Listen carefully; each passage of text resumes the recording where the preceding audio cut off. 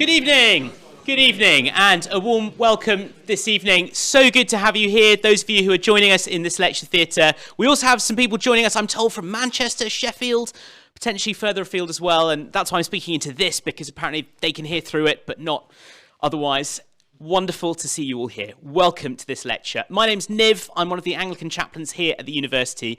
And at the Anglican chaplaincy, we are really excited to be partnering with Christians in Science to host this lecture. Just say a couple of things about the people hosting this event. Firstly, I'm from the Anglican chaplaincy. We are so excited to be here at this university. We love it, the people who work here and the things they do. And we're excited about the life-giving difference Jesus makes to all of that.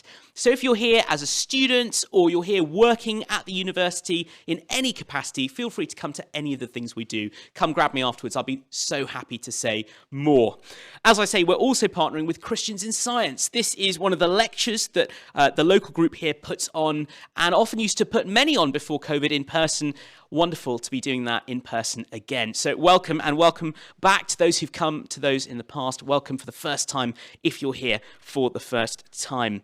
And like I said, welcome also to those streaming in from across the country.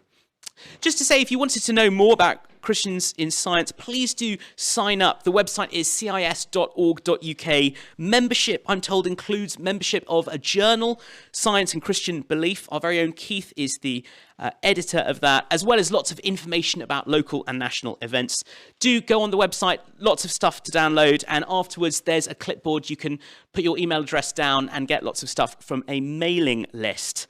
Next, say this evening's event is free, but putting these things on does cost, and so I'm told donations are very warmly welcome. So if you'd like to make a financial contribution, there's a bucket out the back, and I think perhaps cards are taken as well. So find out more about that. And speaking of cards and the opportunity to spend your money on good things, we're also selling some books this evening. So I'd like to hand over to Peter, who'll say a bit more about that. Thank you. I better give me the lollipop. Yes. Thank you, Niv. Yes, hopefully, because of COVID, you've read all the books now that are sitting by your armchair. And so it's a great opportunity for you to buy some more books. And we've got a good display of a variety of things. There are several Lennox books, and the one that obviously is the flavour of the night, Can Science Explain Everything? This is very readable stuff. Lennox thinks profoundly and writes in a very captivating way.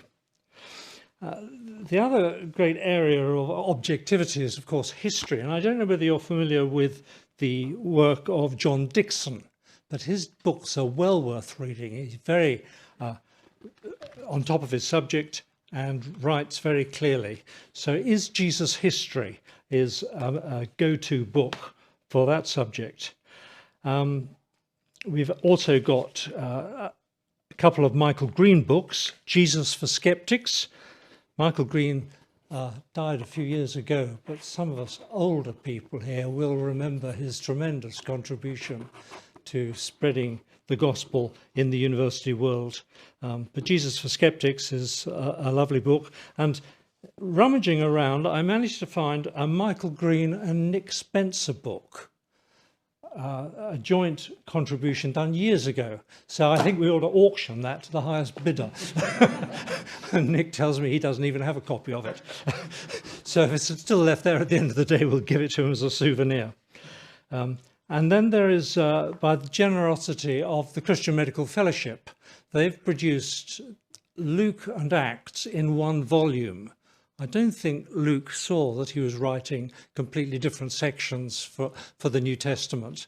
He wrote about Christ and then what happened after Christ's resurrection. And it should be read right through.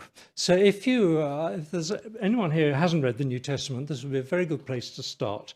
A physician's story, Luke and Acts in one volume. Finally, the subject of miracles is back on the agenda again. It seemed to take a lull for a number of years, but there is an American New Testament professor, Craig Keener, who is writing a prolific amount on miracles and claiming they're happening all over the world. I think he's wrong about this. and I have challenged him, and Justin Brierley has invited him to debate it with me, and he refuses to come to the debate. So my article, my critique on the miracles thing is out there, and they're available for free. You can just take those. There are quite a number of freebies. And yes, particularly amongst the freebies, Merrick's book. Where's Merrick? He's going to throw something at me. You know, I've lost sight of him. His book actually is very relevant to our situation. Blue Planet and Blue God, the Bible and the sea. So it's got a lot to do with creation and care of the planet. Sorry? No, it's not free. I was going to put that in at the end. Yeah. That's got its own special price tag. And there are a number of other freebies and things of interest. So just most of the books are subsidised or about £5, or those that are outside that range are clearly marked. But they're all very carefully designed for the season, that they will all fit into a stocking for Christmas. So, you know, if you're looking for something to give to a member of the family or whatever over Christmas, just bear that in mind when you're buying your books. Right, well, that's enough from me, so we can all go home now. Oh, no. Kate's got something to say. Thank you, Peter. I'm Keith Fox, and I chair the local Christians in Science group and I'm part of the committee nationally. And it's a privilege for me this evening to be able to introduce our speaker, Nick Spencer. I've known Nick for a number of years now. He's worked, I was for some while at the Faraday Institute in Cambridge, and he ran a project that was hosted by the Faraday Institute, where Nick did all the work on that, and is actually the subject of this evening's talk. Nick is well known and well qualified in this area. He works for an organisation called Theos, and Theos is, and off their website, I'll quote it to make sure I get it right, stimulates the debate about the place of religion in society, challenging and changing ideas through research, commentary, and events. He's authored a number of books, most recently The Political Samaritan, How Power Hijacked a Parable, and The Evolution of the West, as well as Atheists, The Origin of Species. He's done broadcasting as well. He presented the Radio 4 series on the secret history of science and religion, and he's the author of Magisteria, The Entangled Histories of Science and Religion, which will be published in 2023, January next year. Look out for that. I'm sure you can pre-order it, like you do most things, on Amazon. And we have a few copies of the report that he wrote on this work on the bookstore, which first come, first served are free.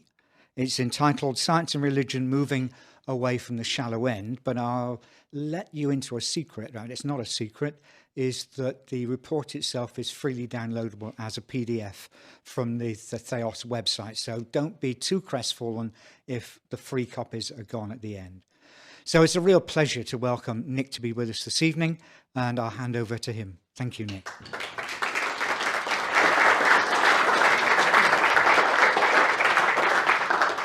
Thank you very much, Keith. Thank you, everybody. It's lovely to be here.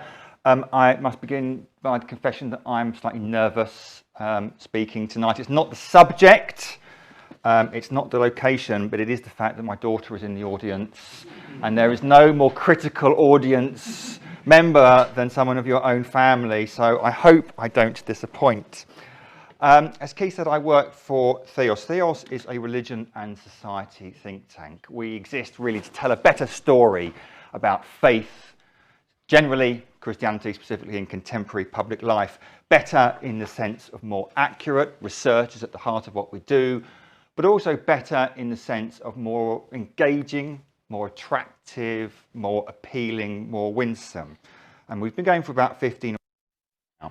The topic I'm going to be speaking about tonight is about science and religion. And unlike most science and religion topics, I'm not going to stand here for the next 45 minutes or however long telling you that science and religion are compatible. Now, just in case anyone from Christians in Science is terrified they've invited the wrong person to speak, I'm not going to be spending my time arguing they're incompatible. I'm actually going to try to make a more simple, but I think more important point, is that they're worth talking about.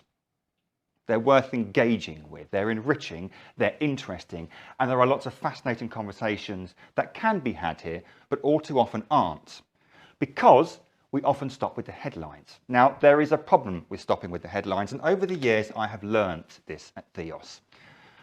We give an annual lecture at Theos. We host an annual lecture at Theos where we have some significant public figure reflecting on contemporary society. And our very first public lecture was given by Mark Thompson, who was at the time Director General of the BBC.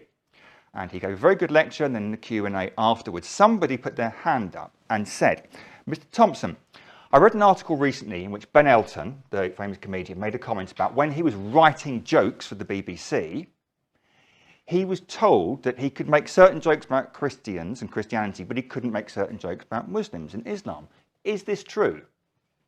Mark Thompson could have said, no, it's absolutely not true. Ben Elton doesn't know what he was talking about, and moved on. Nobody would have believed him, but it would have been the politic thing to say. But to his credit, he tried to give an honest and nuanced answer. He said, yes, it is true. The reason it's true is because Christianity and Islam aren't directly comparable in our society. They're different groups, the different majority or minority groups. One is often associated with certain socioeconomic status, a certain ethnic status, so we do treat them in a different way. It was a thoughtful answer. It would have impressed some people, not impressed others, but it was intelligent and thoughtful. Now, in the audience that night, there were some journalists, quite a few journalists, including one from the Daily Telegraph and one from the Daily Mail. And of all the various things that Mark Thompson talked about in his lecture and in the questions and answers, you won't be surprised to hear that this was the one they honed in on. Well, you roll with the punches and you move on, except for the fact that the Daily Star, who were not in the audience that night, picked up the story from the Telegraph and the Mail the next day and ran with this headline: BBC put Muslims before you, just in case you didn't get the full impact of it, or indeed that. Now, it's basically just hate-mongering, really. And as a relatively new organisation, we wanted some publicity. Not all publicity is good publicity, although at least we did get in The Guardian as well. Their media monkey commented, who'd have thought it, theology on the front page of today's Daily Star. Admittedly, it does have a TV angle, as it's a story claiming that the BBC Director General Mark Thompson made a speech saying the corporation does not treat all religions the same. But Monkey bets that when the learned public theology think tank Theos invited Thompson to speak, it hadn't planned on landing the Star splash. You bet your bottom dollar we hadn't. But it was an interesting example of how a headline can give you a certain story about what is the case in the world, which may not be entirely truthful. We have had various experiences of this in the past. We did a project on mental health about 7 or 8 years ago. It was a scoping study, effectively. Mental health issues are significant, serious, and increasing in our society. And there are important ways in which the church and other faith groups can speak into and to respond to this. But heretofore, there hasn't been much research done on what is going on. How can it be improved? And so we interviewed a number of different organisations to find out what the theological, practical and potential of Christianity and mental health was. Now, a number of our interviewees, a small number of them, made the point that they were really anxious about the growing number of exorcisms taking place in the UK, often from ethnic minority and migrant churches, and often instead of getting proper mental health care. And we mentioned it in a 65 or so page report. We mentioned the fact, because we're true to our research and we're honest about how this was an issue. You won't be surprised to hear that the headlines we got, again, were not what we were hoping for. Astonishing rise in demand for exorcisms, putting mental health at risk, report finds. And the Telegraph helpfully found a picture of somebody who's either listening to some very, very loud music or is demon-possessed. Alternatively, The Guardian ran with spiritual abuse, a phrase they particularly liked. Christian think tank warns of sharp rise in UK exorcisms. Well, technically speaking, that wasn't what we were doing, but I can see how you can get a story from it. Now, just in case you were worrying that the next 40 minutes would be me whinging non-stop about how we've been treated appallingly by the media over the last 15 years or so, it's not just us. I went to a lecture by Rowan Williams last night, who's delivering the second BBC Wreath lecture this year. He's very thoughtful, Rowan Williams. He made a few comments after the Boxing Day tsunami back in 2004 about how horrendous natural evils like this are challenging to one's faith. They really are. Front page of the Sunday Telegraph was, "It makes me doubt the existence of God," and so on and so forth. If you stop at the headline, you don't get the full story. And so it is with science and religion. What you think about science and religion and what is the popular opinion about science and religion ain't necessarily so. The reason they're not necessarily so is because of this handsome gentleman. This is John William Draper. John William Draper was a British-born but American, migrated to America, chemist in the 19th century. He was a very fine chemist and he became the first president of the American Chemical Society. He also was, or at least he reckoned himself to be, something of an intellectual historian. And aged about 55 or 60 or so, he wrote a book called The History of the Conflict Between Religion and Science. Interestingly, some of you may know there's a famous story of Thomas Henry Huxley, Darwin's bulldog, and Samuel Wilberforce, Soapy Sam Wilberforce, the Bishop of Oxford, getting into an enormous clash in a debate about evolution in Oxford in 1860. It's a story that has passed into the mythology of science and religion. They were actually both responding to a lecture that John William Draper had given about the intellectual development of Europe. It wasn't a very interesting lecture, and Samuel Wilberforce tried to liven the whole thing up with a joke about whether Huxley would prefer which of his grandparents would have had sex with an ape, and it didn't go down very well. The point was that it was in the last quarter of the 19th century that Draper penned this book in response to various social and ecclesiastical changes at the time, which caught the imagination of an anxious, quite Protestant American reading public. And it developed into the myth that all throughout history, science and religion have been in conflict with one another, right from the very earliest days. Now, actually, a careful reading of his book, you realise that he was quite happy with Islam. He didn't have a problem with Islam and science, and he was actually quite happy with Protestantism and science. He had a real issue with Catholicism and science. But 20 years later, somebody else wrote a similar book which expanded it to religion and science. And ever since then, largely because there wasn't an intellectual discipline of the history of religion and science, the myth got deeply embedded in our culture. Now, as it happens, in the last 40 years or so, that academic discipline has really taken off, and they have pretty much shredded this story. But it remains enormously popular and deeply entrenched, or at least it will do, book plug, until next year, when I publish The Entangled Histories of Science and Religion, that in a sense tries to disentangle this deeply entrenched public narrative of warfare, the headline of warfare between science and religion. And it is deeply entrenched because as part of the project that Keith was talking about that Faraday and Theos worked on over recent years, we polled the great British public on really a whole host of different subjects, loosely kind of gravitating around science and religion. And again, the headline here is quite clear. If you ask people on a scale of 1 to 10, where 1 is completely incompatible and 10 is completely compatible, where do you think the relationship between science and religion is? Well, 2/3 or 57% of people think the two are, broadly speaking, incompatible. 1/4 of people think they're strongly incompatible. Only 8% of people think they're strongly compatible. So definitely public opinion in the UK is on the side of incompatibility. There are various reasons for that, but one of them is undoubtedly Darwin, or possibly Darwinism. Let's be much fairer, because it isn't Charles's fault at all. 2009 was the anniversary, big double anniversary for Charles Darwin, 200 years since he was born, 150 years since the publication of The Origin of Species.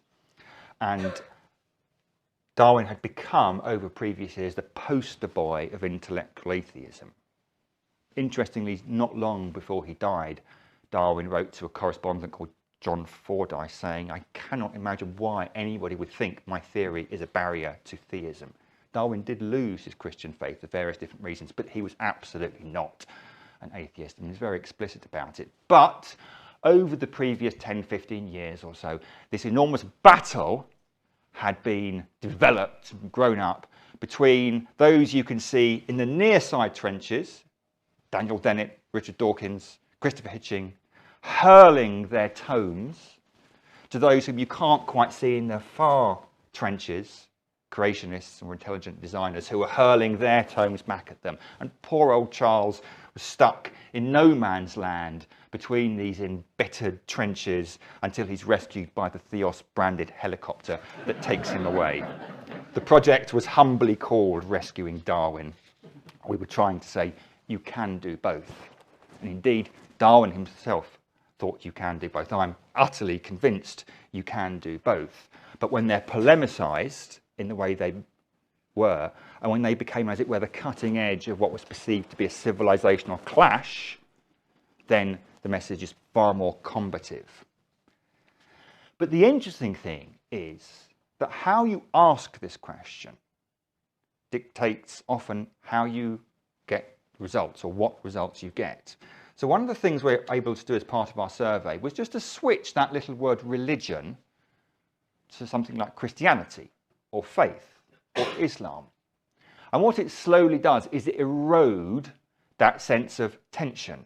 So people, as a rule, don't think that science and Christianity is as incompatible as science and religion, despite the fact that when I last checked, Christianity is, broadly speaking, categorized as a religion. Science and faith become even less of an issue. Science and Islam is even less of an issue, although there's lots of fascinating things happening around Islam, because broadly speaking, people don't want to comment, so you get more don't knows when you ask people about Islam. People who do comment have stronger feelings about it, which is why more people think science and Islam are strongly incompatible. There's a lot of confusion going on there. But it's an indication that if you just change the words slightly, you start to get different results. Science and religion compared to science and Christianity. What happens if you change the word science? Well, we asked people a series of questions about the extent to which they agree with the statement, the more we know about, insert your scientific discipline, the harder it is to be religious. Now, you would have thought the answer is, broadly speaking, it is harder to be religious if 2/3 of people think them incompatible.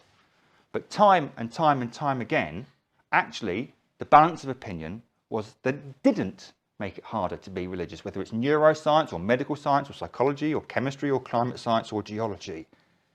Switch the word science, and again you begin to diffuse the science and religion tension in the headline.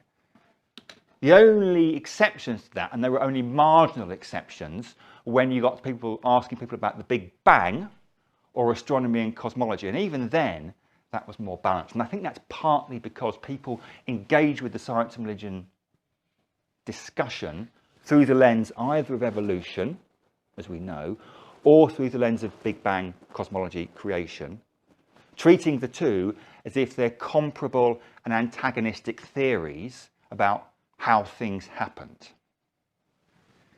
In short, we're a little bit like Pavlov's dogs.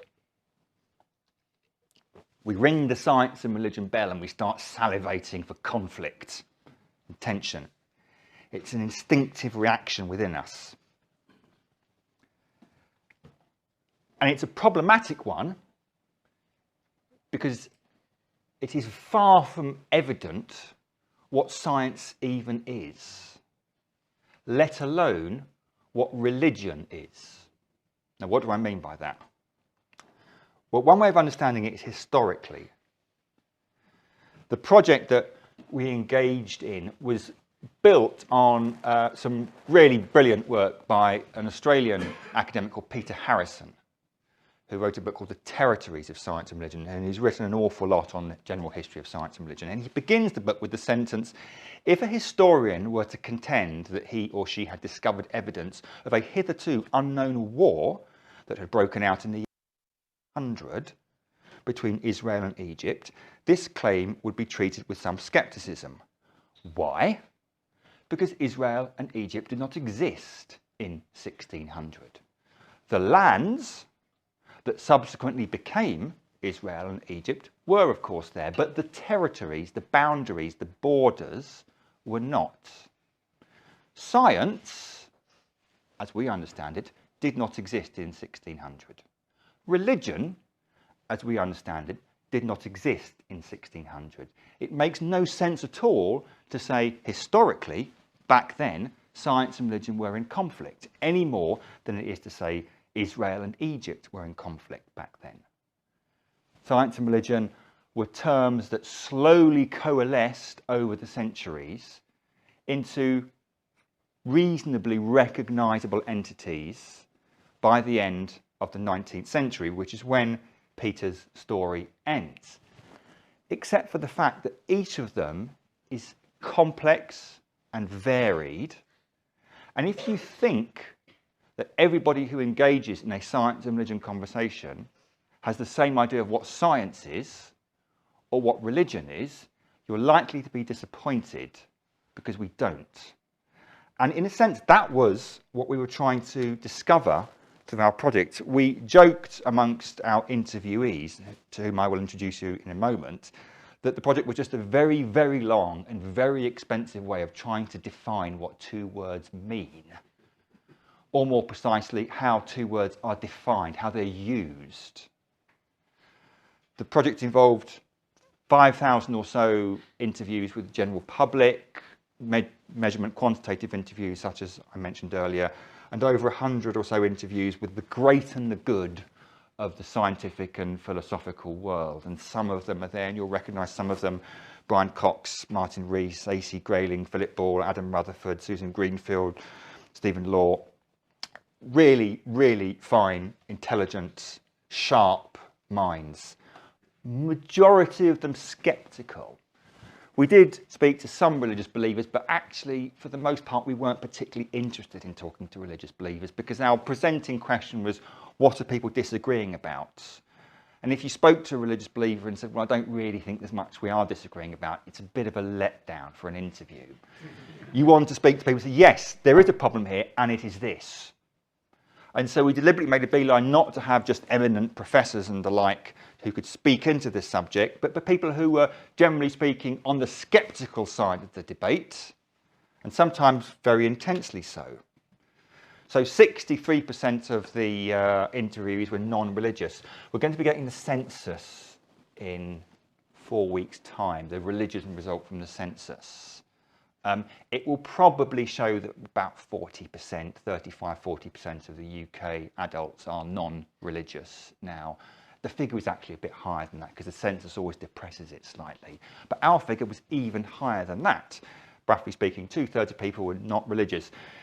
Equally, 55% of people said they did not believe in God. The figures for this in the UK are a bit more mixed, and it depends on how you ask the question, but that is certainly above what the national average is. So we got our non-believers there.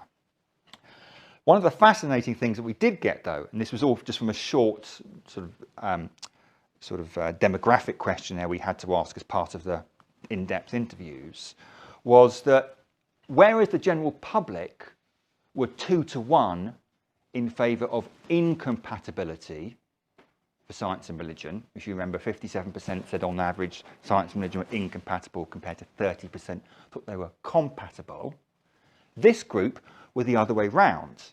About 1/3 said they thought the two were overall incompatible, and about 2/3 said they were overall compatible. And that I really wasn't expecting, because these people are not religious, they're not believers, they're scientifically highly, highly educated. If any group has got reason to really put the boot in and say, there is nothing to connect these two, they're antagonistic. It would have been this group. But they weren't, and we absolutely were not fishing for this. Now, it was quite interesting actually. We asked, when we secured an interview, we sent them the questionnaire, and it was just simply we know we'd have a good balance of men and women and different seniorities, and so when we came to the interview, they were expecting a bit noddy in Thailand stuff, to be honest with you. They'd answer questions about, on a scale of 1 to 10, how compatible do you think? And I thought, this is going to be a walk in the park. So when the opening question was, well, can you define science for me? A lot of them were, whoa, hang on, I wasn't expecting this. And they got a bit of whiplash. But it did precipitate some extraordinary and fascinating conversations, most of which began with them saying, well, hang on, even just saying science is problematic. There are various sciences, but I don't think there is such a thing as science. Science is not reducible to a single idea. There are lots of different sciences. I don't think science is a natural kind or has a core essence. I don't think there's a scientific definition of what science is. Amen. And then when you ask them what religion was, it seems to me there are many religions, and to try to reduce them to some common characteristics is a fool's game. I hate these working definitions. It's also context specific.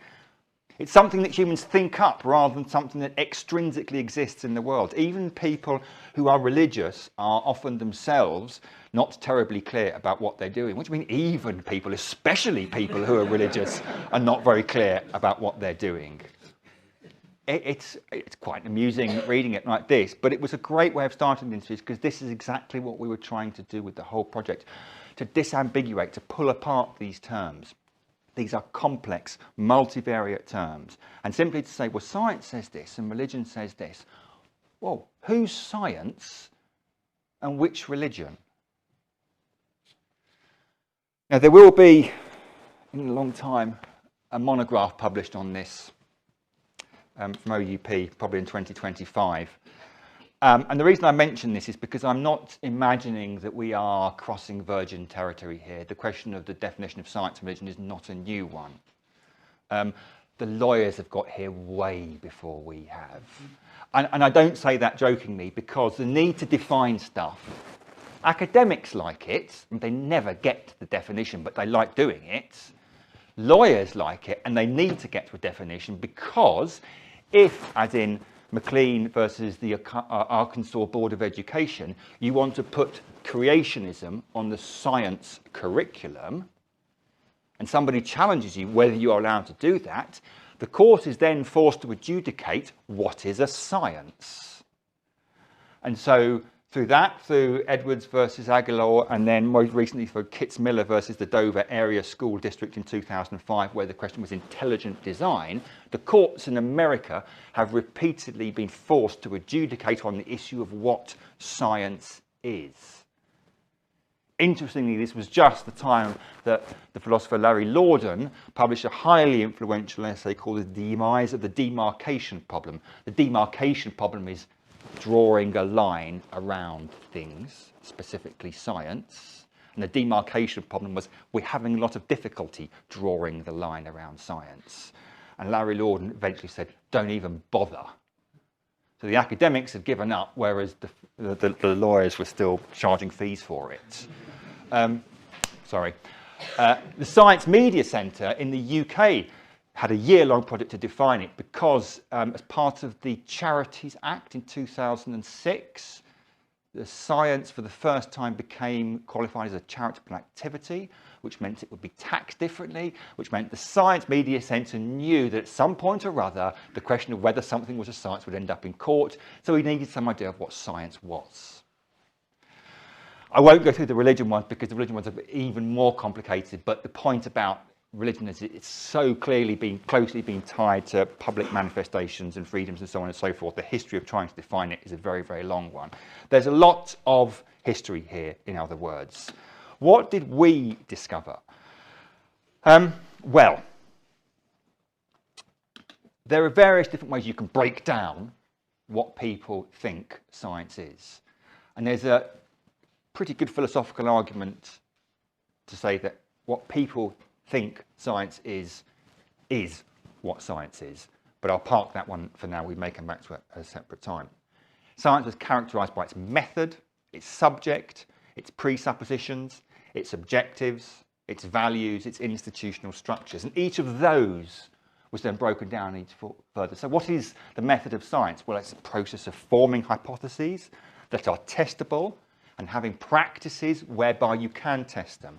Ideally, that will be replicable, and there's a premium placed on accuracy and quantification.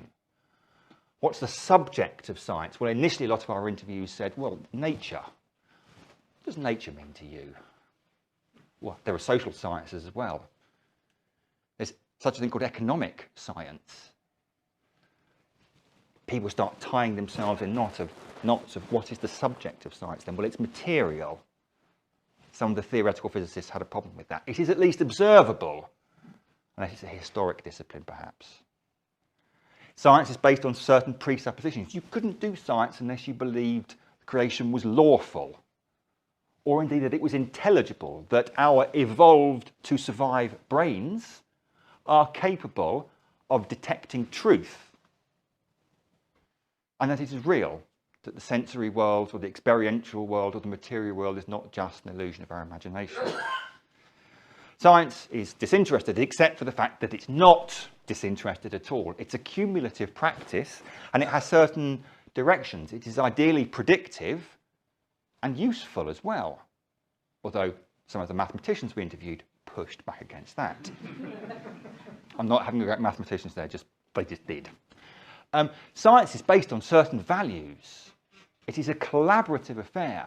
It requires humility, curiosity, self-discipline, honesty, instinct, intuition, creativity.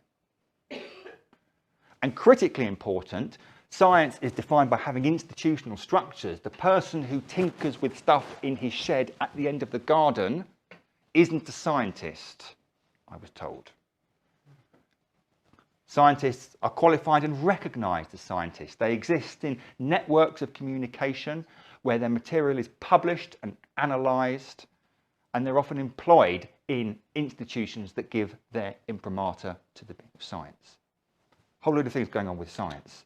Ditto with religion, perhaps even more so. We identify 5 different elements here: transcendence, belief, commitment, and then the formalisation of belief and commitment. What we mean by that is, well, simply, religion is predicated on the existence of the transcendent, or the numinous, or the spiritual, or the supernatural. Language gets very slippery at this point. But also, a number of our interviews pointed out, well, it's not just the fact that this stuff is existent, it's the fact that it's active. Religious people believe that the divine, or whatever you want to call it or him, is active and indeed personally interested in human beings. Then there's the whole question of actual religion is about belief.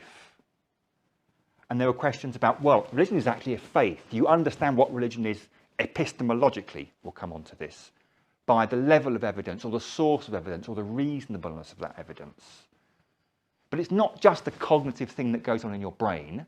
It's about commitment. It's about practices and rituals and behaviours and ethical codes and bodily, physical behaviours. That's what religion is.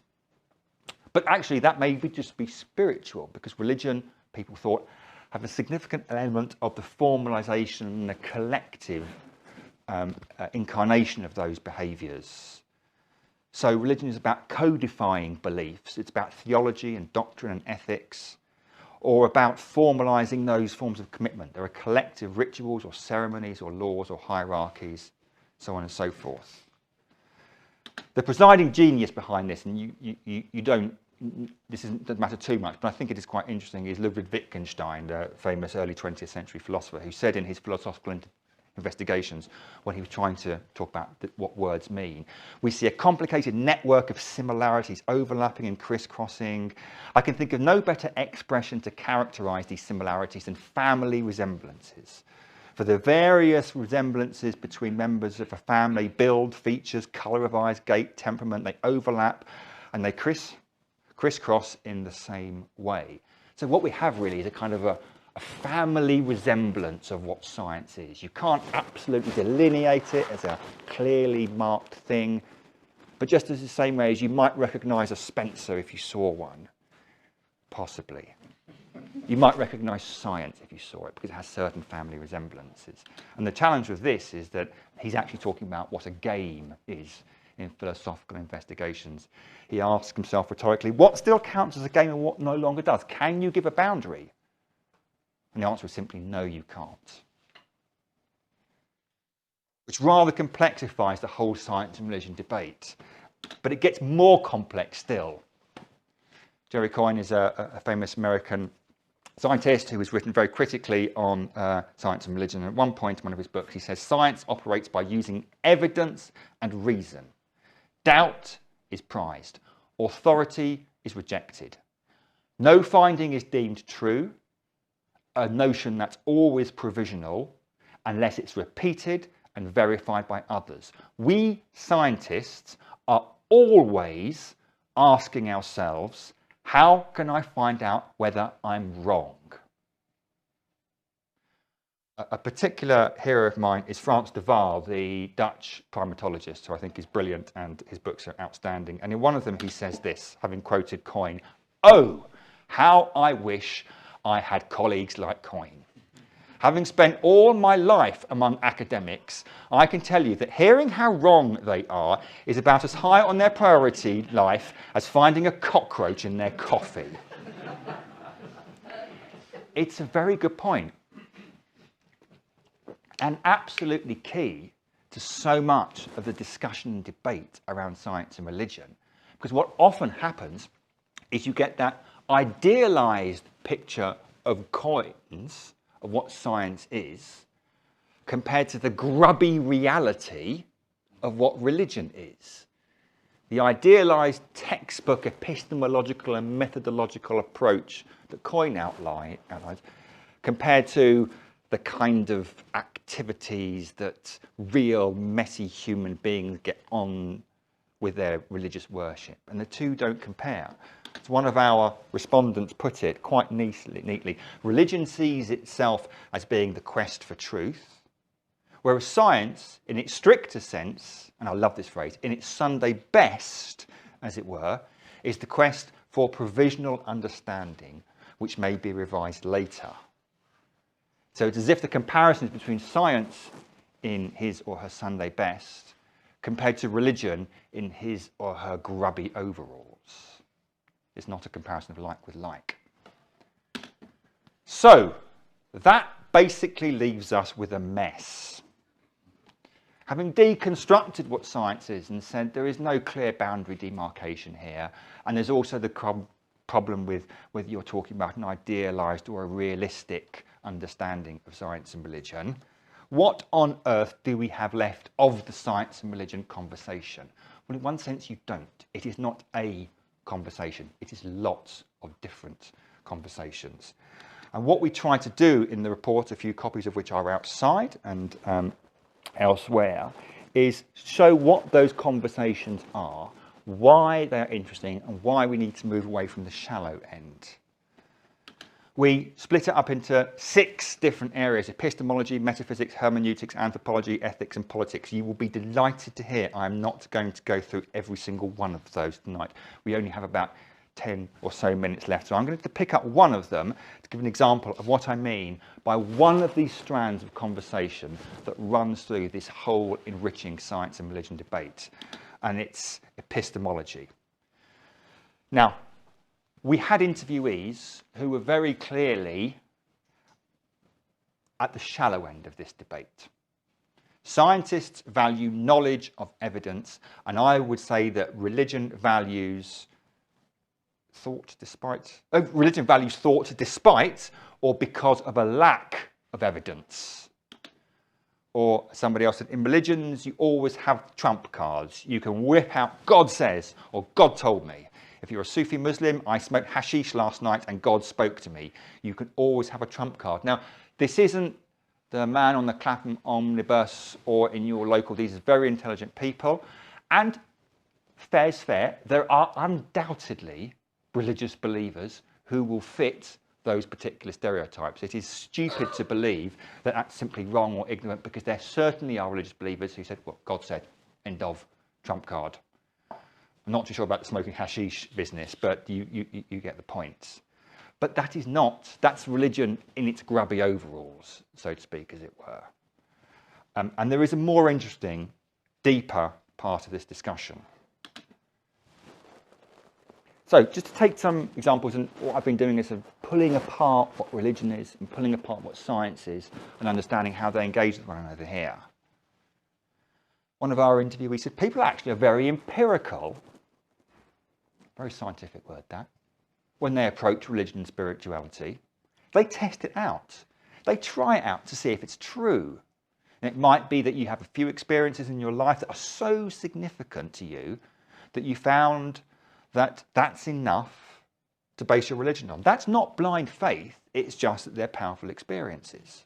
There certainly is, as I've said, blind faith. But there is an empirical element to religious commitment and belief too. Religion can highly value intellectual inquiry. You express your own sense of the divinity, one respondent told us. This is one of the religious respondents, by putting your rational mind to service and understanding the world that he has created, and that is the most fundamental way in which you can acknowledge the greatness of God, the mind that he created in the service of understanding the world that he also created. Religion can be rational and rigorous. Interestingly, from a non-religious respondent saying the religion based on belief bit is problematic, as well, at least because from at least what the little I know of the history of Christianity, it has been about evidence, and many of our modern institutions of law and of science arose out of religious inquiry and exegesis and the interpretation of scripture that was evidence-based.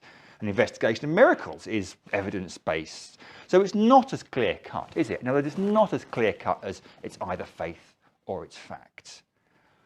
Religious investigation of thought can be rational and rigorous. And in spite of the stereotype that a certain religious authority will lay down the law on X, Y, and Z, and then the faithful will automatically follow it without question or hesitation, I'm sure there are plenty of religious people who have challenged the beliefs they must have done, or religion could never have evolved or changed.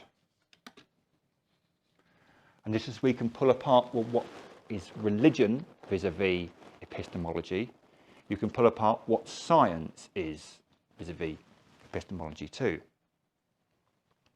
Science often is underdetermined by the available evidence. To give an example, I think it depends on theories about the origin of humans from early hominids. People keep on changing their minds because we don't have very much evidence.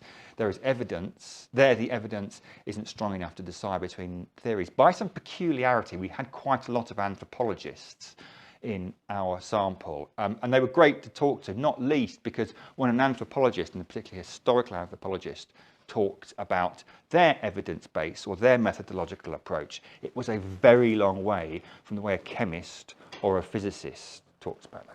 Sometimes, whisper it, the chemist and the physicist would look at the anthropologist and say, well, that's not really a science. And then sometimes the anthropologist would look at the sociologist and say, that's not really a science. And then the theologian would be right down the other end of the spectrum. But they qualified science in science departments. They thought of themselves as science. They had certain rigorous methodological approaches to the analysis of evidence, but very often they were underdetermined. Science can be highly speculative. Within evolution theory, there are all sorts of speculative propositions which make coherent sense but are not based on empirical experimentation. And this was actually just knocked me for six, really, because of the bluntness with which the respondents articulated it, who was, I can't ever give names here, which is frustrating, but one of the most eminent scientists we interviewed.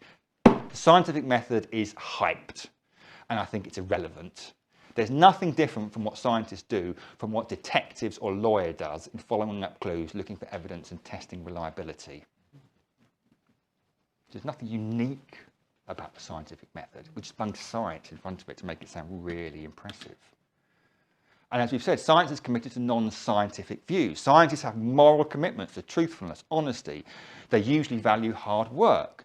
They hate negligence and deceitfulness. Quite a number of moral things there, which clearly are not justifiable in times of science. But science has to proceed with them. So that kind of further blows out the water the Jerry Coyne Sunday best view of science. There's a whole host of other things that are going on there beneath the practice of science. And it can even be faith-based. Now, I put faith in inverted commas there. Faith is a red rag to a bull to most of the scientists that we spoke to there, because faith meant religion, and religion got Pavlov's dogs back involved with it. But some of the more honest ones would say, I said that science isn't faith-based, but it is, because I haven't read a single paper on global warming. I haven't looked at the studies, but I believe in global warming because everyone tells me to believe in global warming. That is the authority in my current world. And in the same way that 200 years ago, the authority would be the church. We interviewed a number of sociologists of science who made this point time and time again. There's one thing, back to Coyne, what scientists think they're doing, and then observe what they are doing. Like the comparison with the scientists who say scientists do not take anything on authority. Well, it's a strange thing to say in a lecture theatre, isn't it? If you think about it.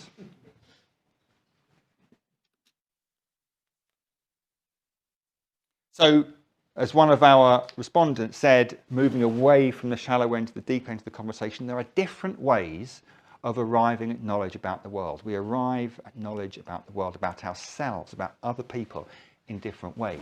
Now, I don't want us to make the straightforward jump then that there are different approaches and therefore there's pure compatibility here.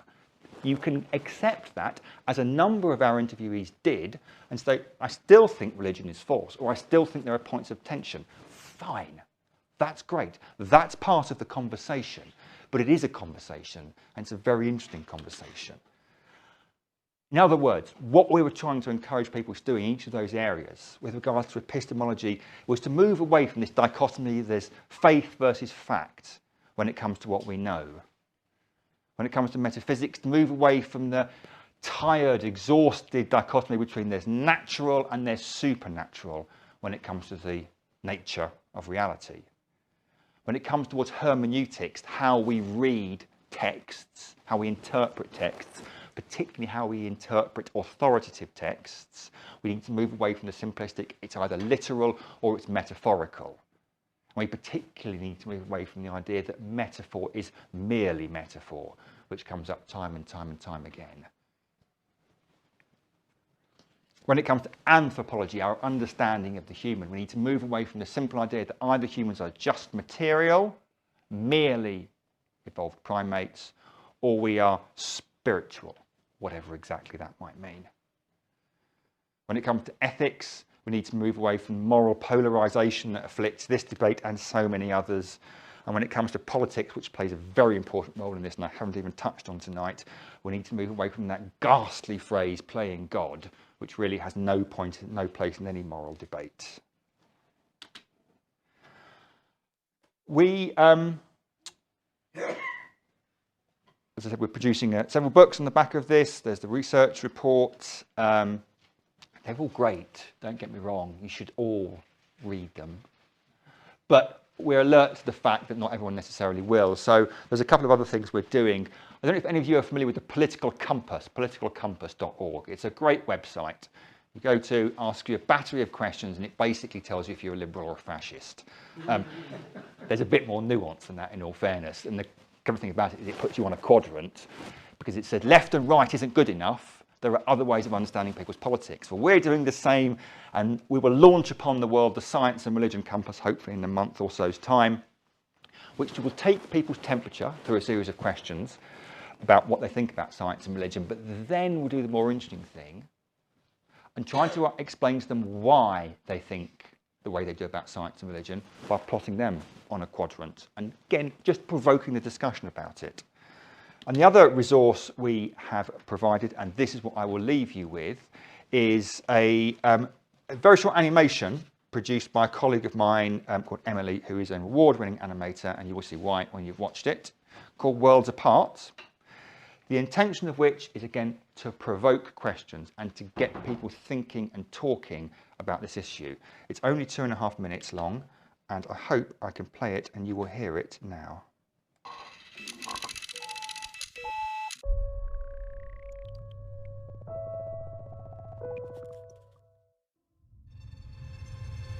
Things look very different from far off.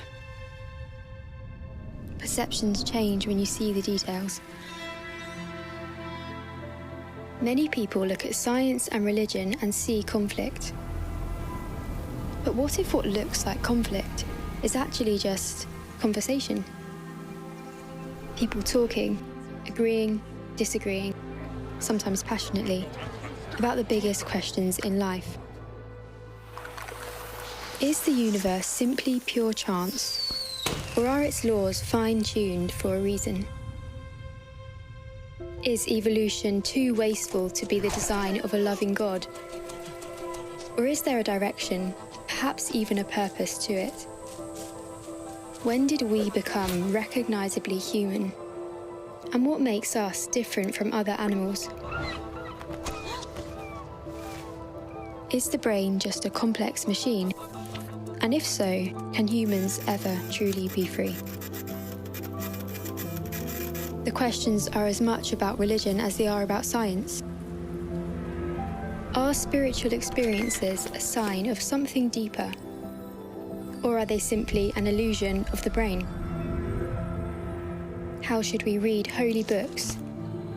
Are creation stories bad science or good poetry? If nature obeys laws, is there a lawgiver? And is it possible to believe in miracles? These conversations are ultimately about who we are and how we live in the world. Are humans material or spiritual, or both? Should we look to science, religion, both or neither for moral guidance? Is altruism just an evolutionary trick? Or is it a glimpse of who we were made to be? These are science and religion conversations. Sometimes our opinions feel worlds apart, but at others they seem to align. Will you watch from a distance? Or will you join the conversation?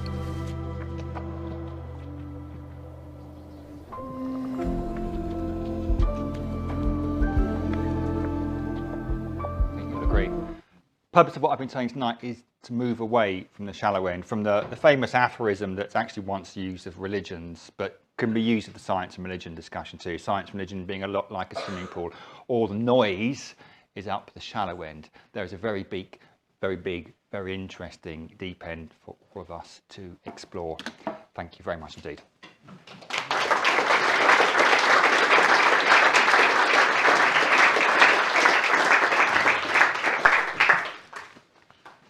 Thank you, Nick. That was brilliant. Now, we do have plenty of time for questions, and we will also take questions online. Let me explain while you're thinking of your questions how we're going to do that. For those who are here in the lecture theatre, Jack, where is Jack at the moment? Here's Jack. Jack is the development officer for Christians in Science, based in Exeter at the moment, and he's with us today. He will walk around with a wandering... Oh, you're going to use this one, are you? Right. In here? Yes. Yeah, okay, right. I got it wrong, Jack. He will walk around with that. Please don't try and tinker with it at all. It will work. Believe us, it will work. And you'll have to speak up a little bit in here. That enables those online to hear the questions as well. And similarly, there'll be those online for those in Manchester, Sheffield, where else. If you want to put your questions, type them in, and Jack will then relay them back to us here, and Nick will address them. Have I got the protocol right? Okay, so who would like to kick us off? We've got one at the back already online. Okay, yeah, that'll be fine. This is from Simon. It seems to me that we are often worrying about what we're worrying about is not what science is, but rather how we gain reliable evidence for something. As research tends to be gained through as evidence tends to be gained through research, should we stop using the word science and instead talk about research? This focuses the topic on the tools of how we gather reliable evidence and not the subject, brackets, biology, physics, etc., of what we happen to be studying. Thank you, Simon. Slightly weird, isn't it? Asking a question somebody who's not physically present here, but I will speak to you, Simon, as if you were. It is tempting, but I don't think you can do that. As in, you can't, as it were, cease using the word science and start using the word research. Partly because you're going to end up in exactly the same problem. If you then start analysing what research is, well, historians research, theologians research, economists research, neurophysicists research, etc., etc., etc. There will be different forms and patterns and protocols and processes that are involved in research, and you will find yourself again engaged in the problem of needing to try and define what your core term is, quite apart from the fact that certain words now carry so much cultural weight that they are immovable objects. So I don't think that changing the terms of our discussion is practical, and in the long run I don't think it'll make much difference. I think what you can do is what I've been trying to do in this talk is just interrogate terms when they are used in debate, rather than necessarily accept or assume people are using them in the same way as you, or accept the premises of those terms. When you're dealing with these complex terms, that is an inevitable task that you are engaged with. And we might as well begin where we are with the terms that we have, rather than try and shift to new terms and find ourselves having to go through the process all over again. That would be my answer to that, I think. America's question here. If you want to give Jack good exercise, then we'll alternate between bottom right and the top left. Marek. Nice talk. Oh, sorry, I'm losing my voice. Nice talk, Nick. If you'd asked the question about science and spirituality, do you think you would have got a completely different set of answers rather than science and religion? We would have got different but recognisably similar answers, because the understanding of spirituality incorporated a lot of the things that went into the family resemblance of religion, but not all of them. Now, so the understanding of spirituality would have embraced, that would have had the family resemblance of transcendence, belief, personal commitment, but it wouldn't have had the family resemblance of formalised commitment and formalised belief. And given the fact that, at least in the stereotypical understanding of the conflict, it is the formalisation of religion that has somehow been in tension with science, therefore, had you asked about religion and spirituality, it would have been even less of an issue, in the same way as it was with religion and faith.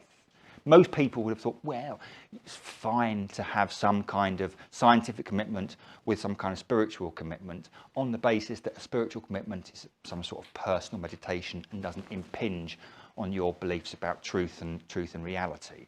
So it would have been similar, and that would have meant that the perceived relationship likely to have been less antagonistic, but not entirely different, I think.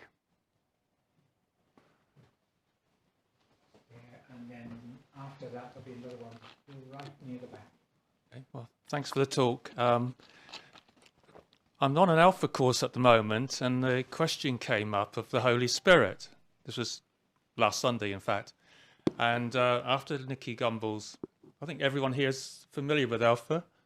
Anyway, Nicky Gumbel made the point that the Holy Spirit is something like the wind. It's invisible, but you know it's there.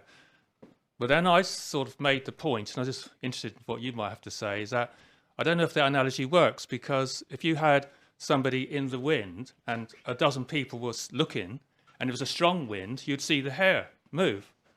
And I think the dozen people would say, oh, there is a wind, so I can see the hair move, and we'd all agree. If somebody says, oh, I feel cold, then maybe half the people looking at it said, yeah, I feel cold as well.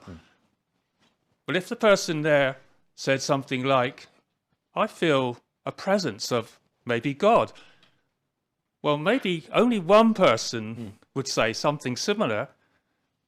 So does that mean that religion is really a matter of what you feel and not what you observe or have any reality other than, I feel it? That's a great question. I've got to be honest with you, I wasn't expecting it, but it's a very good question, and it does push me way above my pay grade. So in part the answer is yes, because religion, generic terms, etc., is personal, and personal means that it is communicative between two persons, two agents, rather than impersonal, which is something that is publicly accessible and therefore objective, or at least capable of interactive subjectivity.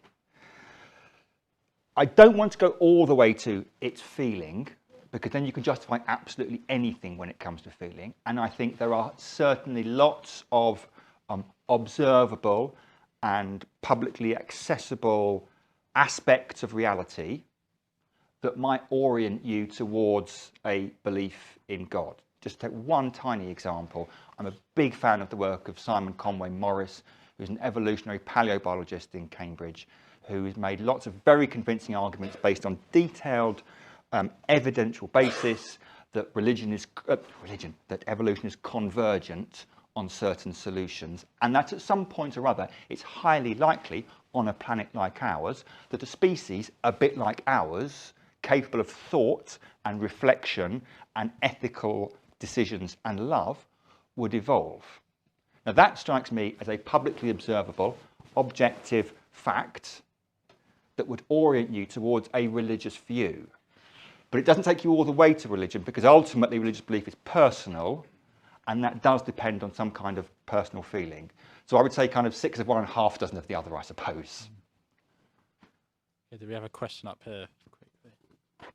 Yeah, thanks very much. I thought that was helpful. You mentioned that the objective here is to open up dialogue or conversation, but I kind of wondered, what are the specific kind of goals that you have with this, maybe going forward? And were those shared with the participants as well, who you spoke with? They were shared with the participants because it would have been a flagrant abuse of researcher honesty had I not done so. We were very clear about what this is. I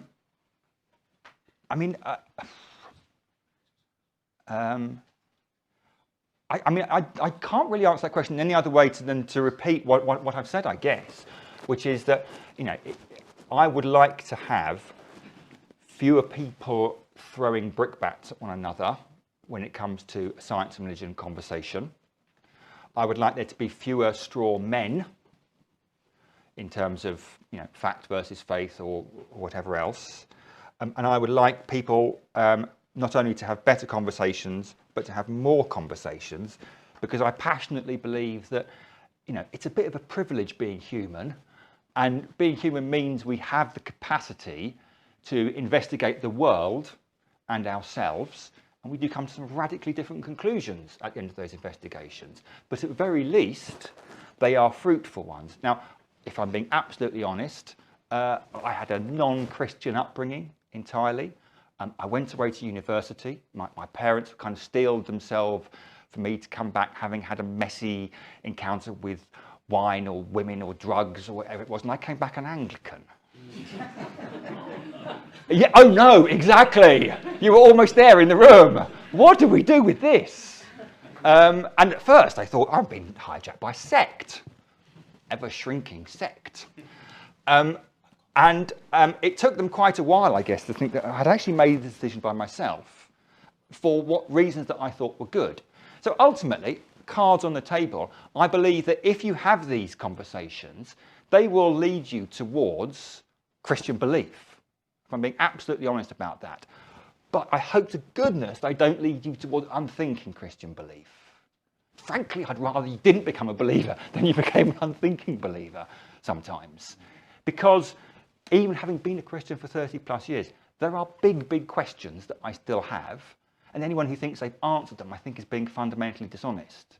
So I guess that is my final objective, but I'm genuinely keener for people to have these conversations honestly and productively than to necessarily reach any consensus, even a consensus that I've personally settled in. Okay, so we'll go online to Matt at the back. This question is from the Belfast local group who are meeting at Fitzroy Presbyterian Church tonight. You might speak up slightly. Sorry. So this is a question from the Belfast local group who are meeting tonight at the Fitzroy Presbyterian Church.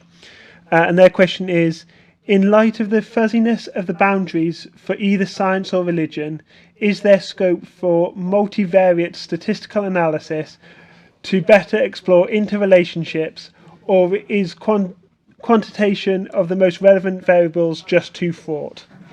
Great question. Who was the kind person that gave me that question? Did he or she have a name? Neville posted it, but he says it's from the group. Thank you, Neville.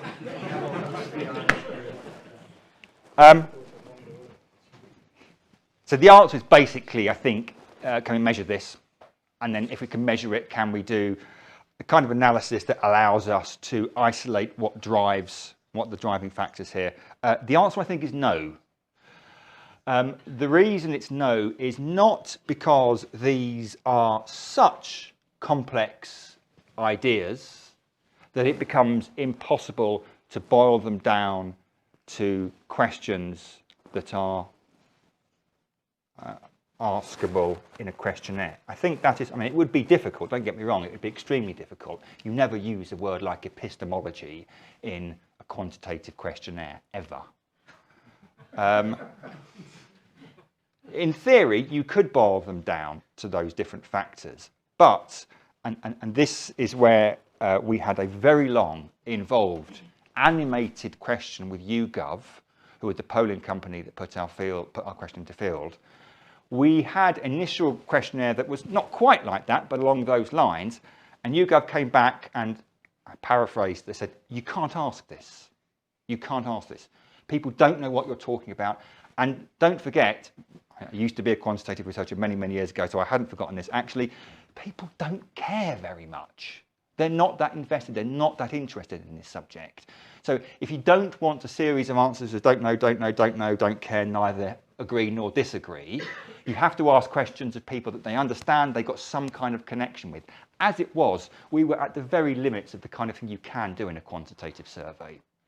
So I think the practical answer is you can't, not because, as I said, the variables are so complex they defy any form of quantification, but because you're asking people who are so disinvested in this issue that the answers you'll get from it will not reveal very much to you.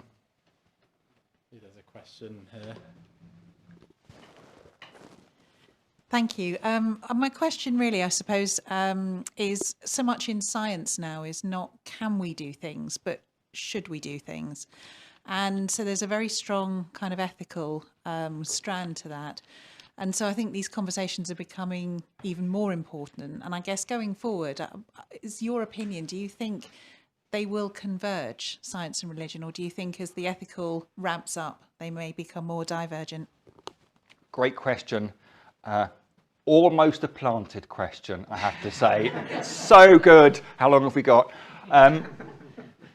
More important is the short answer. The slightly longer answer is that the Science and Religion History book that I've written over the last couple of years or so that's coming out next year tries to demolish conflict. The problem with the history of science and religion has always been you can get rid of the conflict narrative, metaphor. What do you put in its place? And the closest anyone's come to it is the complexity thesis by John Hedley Brooke. And as John himself has pointed out, complexity is not a metaphor, it's just a description of what's there. Now, I don't want to replace a single inadequate metaphor with a different single inadequate metaphor, so I don't have one. However, what I would say is that time and time again, the history of science and religion, particularly when there have been conflicts or tensions, have converged on two questions. One is, what is the nature of a human? And the second is, who has the authority to say? So going back to the 1860 debate between Wilberforce and Huxley that I mentioned a while ago, when Wilberforce slandered Huxley by casting aspersions on his grandparents, we didn't know what happened in that debate because we didn't have a transcript until some very bright-eyed scholar spotted an accurate transcript that had been published and not noticed for 150 years or so. We've got a transcript of what happened. And the fascinating thing is that Huxley and Wilberforce are talking at odds with one another, and Wilberforce can accept evolution in minor ways. I mean, he's not an evolutionist, but he can accept it, but he absolutely cannot accept the evolution of humans. No way, because it's beneath human dignity. So as far as Wilberforce is concerned, it's human dignity that's the issue. As far as Huxley is concerned, it is the authority of scientists. This is the time the scientist has only been coined as a word 25 years earlier. 30 years earlier, the great scientists were all basically ordained Anglican clergymen, natural philosophers. Over this period, it's professionalised. Huxley basically says to his audience, you wouldn't have thought this was a winning tactic, it's not proper to discuss these issues before laymen. Not a winning formula, but his point is these are scientific issues, scientists have authority. These are the issues. Now, those issues are only going to grow in the 21st century. One of the books we're writing on the back of this is, if you like, the future of science and religion. Well, here's a question for you, a point for you. At the moment, Elon Musk and others, when he's not running Twitter, are pouring billions of pounds into the question of how we live forever. Billions of pounds into immortality. That raises one or two ethical issues, I would suggest. Just one or two. We are... Blake Lemoine, you might remember the name, the Google engineer who went viral a couple of months ago by insisting that Lambda, the Google language recognition program that he'd been working on, was sentient. If you read the transcripts, you wonder, how did you come to that conclusion? But that's going to be a question. What is sentience exactly? What is consciousness? At what point should we accord robots the same kind of rights and dignity we try to accord one another? I'm just writing a chapter on anti-vaxxing at the moment, and the political issues. There is, to my mind, tragically a connection between Christian belief and anti-vax sentiments, certain kinds of Christian belief. I think that's very problematic. But there are wider questions about the extent to which the state has control over physical bodies, and the more we're able to manipulate physical bodies, the more that is going to become contentious. So these historic issues of authority and humanity are just going to keep on coming back in the 21st century. And I think that when you are going this close to the kind of the core of these debates, these aren't just superficial ethical debates. These go right to the core of who are we? Why do we think we're equal to one another? What exactly is freedom? What is dignity? How do we respect it in other organisms, etc., etc., etc.? They're going to be huge issues, and I think they'll be ones that really do draw on religious thought, because even my most sceptical interviewees said, well, you know, I don't believe any of this stuff, but these guys have been around for 4,000 years thinking about this, so we might as well bring them into the conversation.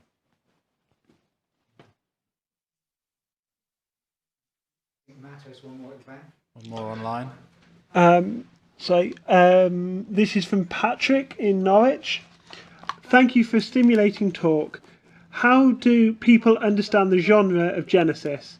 In the video you showed, if I heard and remember correctly, the narrator asks if the creation stories are bad science or good poetry.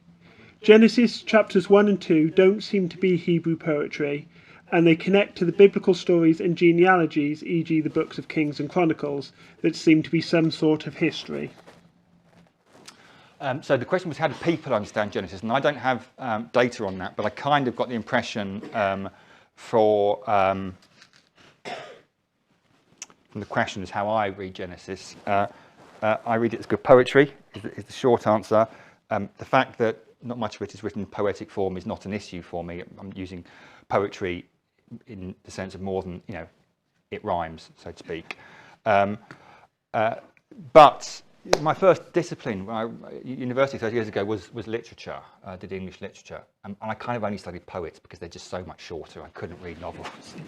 And this is going back to my point about mere metaphor. Metaphor is not mere. Metaphor can penetrate and explain and direct in a way that most literal language can't. And in actual fact, if you look at it, most literal language isn't literal anyway. I think that undoubtedly people have interpreted Genesis literally over the last 2,500 years, depending on when you think it was written. It's sometimes claimed that's just a modernist phenomenon, and it was only in the wake of German higher criticism in the 19th century that then fundamentalists started reading Genesis literally. That's not true. People did read, particularly Protestants, read Genesis literally beforehand. But there has been a long and honourable tradition of not reading Genesis literally, and certainly not reading it only literally, going back to Origen in the 3rd century.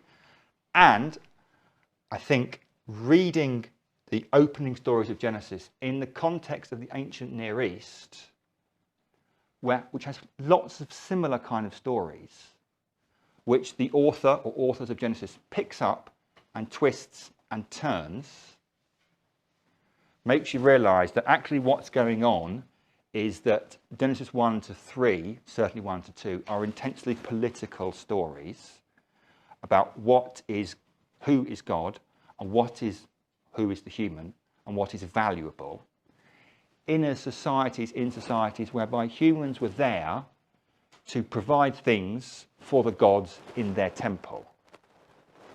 And God could only create by wrestling with the forces of chaos. And so much in the opening chapters of Genesis picks up on these quite familiar motifs from the ancient Near East and retells them in a way which is effectively saying, this is what we think God is, this is what we think humans are. All humans, not just divine, not just kings or emperors, are made in the image of God. All humans have that kind of responsibility, etc., etc., etc. So, I absolutely would read it as if you like the best poetry, but I add the caveat to that for my mind, poetry is the best form of literature anyway.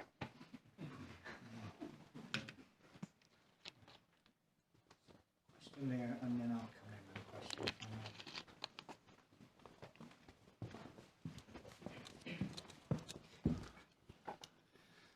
question. As a Christian, I'm aware that Jesus had some very harsh things to say of religious leaders of his time. And it's been said that it was a religious spirit that crucified Christ. And as an engineer, I'm very aware of the benefits of good science in terms of understanding God's creation, making our lives better, helping us look after God's creation. So I would probably argue that Christianity is a lot more compatible with science than what you're calling other religions. Say, I don't know your thoughts on that.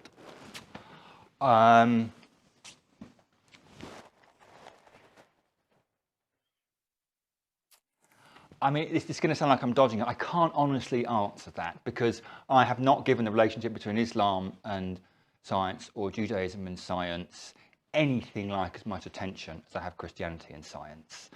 So to offer an answer would be, it would be unfair, really, because I'd be speaking from a position of relative knowledge to two positions of ignorance. Except to say one thing, which is that in the first part of Magisteria, there's an entire section on what is sometimes known as the Islamic Golden Age of science.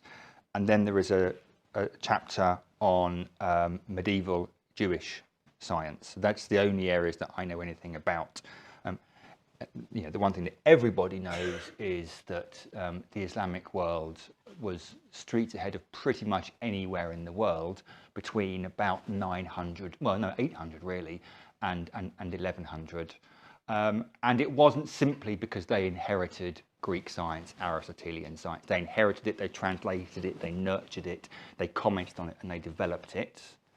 And despite the fact that Jewish communities in the Middle Ages were on the margins of a society, and even then only precariously on the margins, they managed, certainly in the figure of Maimonides most obviously, but in some that followed him, to achieve some serious scientific, anachronistic term, natural philosophical reflections that were at least as good as anything that the scholastic Christian philosophers were producing at the time, which is a roundabout way of saying that I don't believe there's anything intrinsic to any of the Abrahamic traditions that is anti-scientific. There are certainly periods and figures who have worked very hard and very successfully at maintaining harmony or compatibility.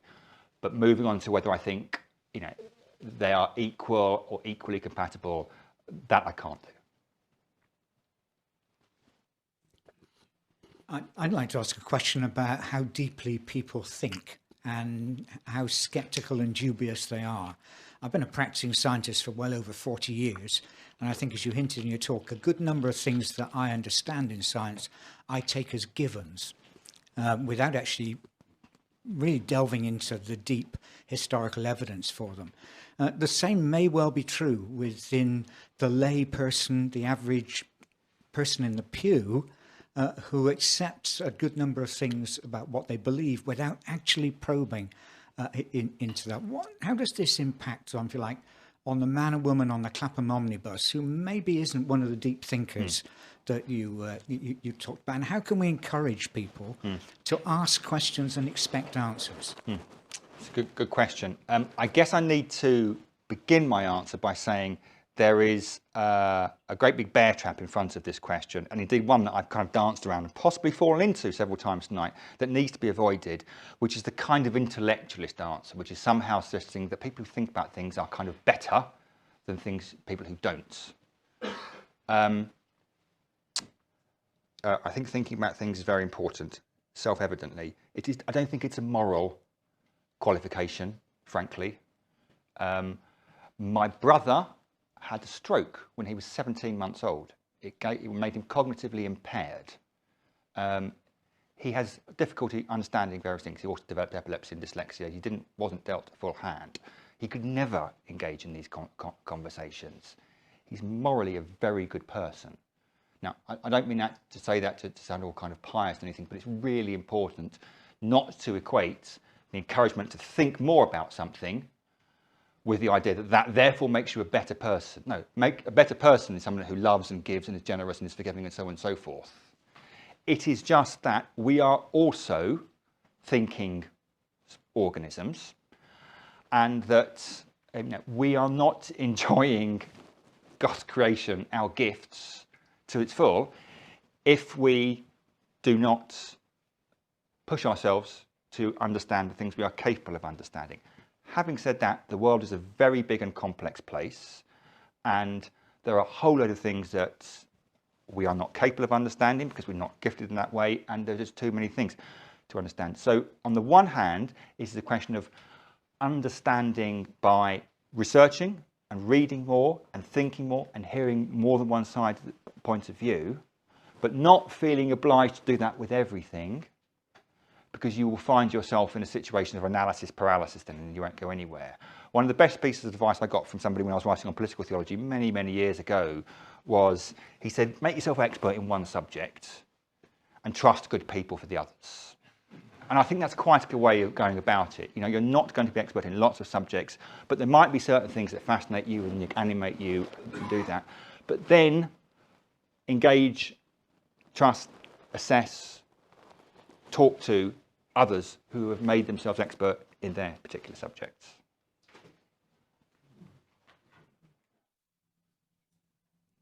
All right, there's another question down the front. I'm beginning to think we'll begin to think about drawing things to a close, but I trust Jeff.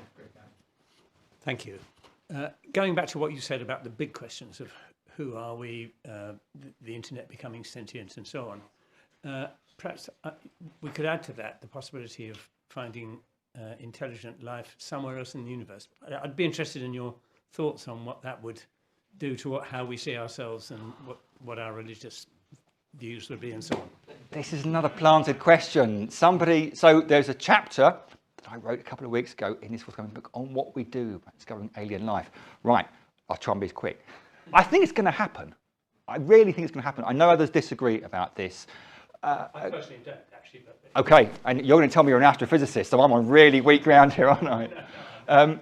But I think it will make us feel like a toddler whose parents bring home a newborn. I think we have slipped into the idea that we're special because we're alone. We're special because we're the only one in the house. And then God suddenly turns up and there's a little sibling there. We think, who's that? I thought you loved me. But love isn't partial like that, as in, isn't a zero-sum game. And I think that our pride will be hurt. And arguably, if they get in touch with us before we get in touch with them, our sense of superiority will be hurt because they obviously got the technology before we did. But I honestly don't think that Scripture promotes the idea that we're special because of our intrinsic qualities. I think it promotes the idea that we're special because we're loved, just as the child is special because they're loved. So I think our pride will take a bit of a kicking, but I do think it would suggest that actually the whole universe is seeded with life and possibly intelligent life too, which for me suggests that there's probably a mind behind it. And I think that once our pride is overcome, then it might be quite fruitful and positive. The caveat is if they come and just conquer us and obliterate us, all bets are off. At that point, I think I'll draw the evening to a close. And I think you will agree that we have been privileged to hear Nick speak this evening, to stretch our minds, to engage us in conversation. That was a word you keep using. And I hope the conversations will continue amongst ourselves, amongst those that we meet day to day. And I think Nick will be around to engage for a few moments in conversation afterwards. He wants to go head off fairly quickly, so... His email address is on the website, the Theos website. So thank you, Nick, for a superb lecture this evening. Before I ask maybe Niv to close us out and to give any final notices, can I also thank Matt at the back there on behalf of all the people listening online who've enabled, Matt, you've enabled this to be broadcast more than to just the people in this room, but Nick's thoughts have been spread across, well, we know Belfast, Manchester, Liverpool, did I hear Sheffield? And thank you ever so much for doing that.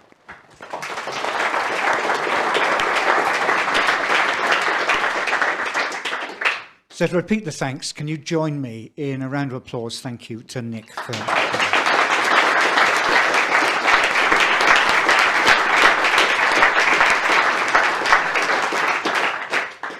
So thank you for being here. If you're not already on our mailing list, and you will know if you are because you will have had a MailChimp email. If you didn't get one of those, you're not on our mailing list. If you want to hear about any future events we put on, please sign up on the sheet there. Remember the bookstore that's there, where our prices are outcompeting Amazon easily. And we can, as we've said, accept both cash donations and card donations. We have the technology. So thank you for being with us this evening. Safe journey home. And we look forward to seeing you again in the near future when we put on the next event, Watch This Space.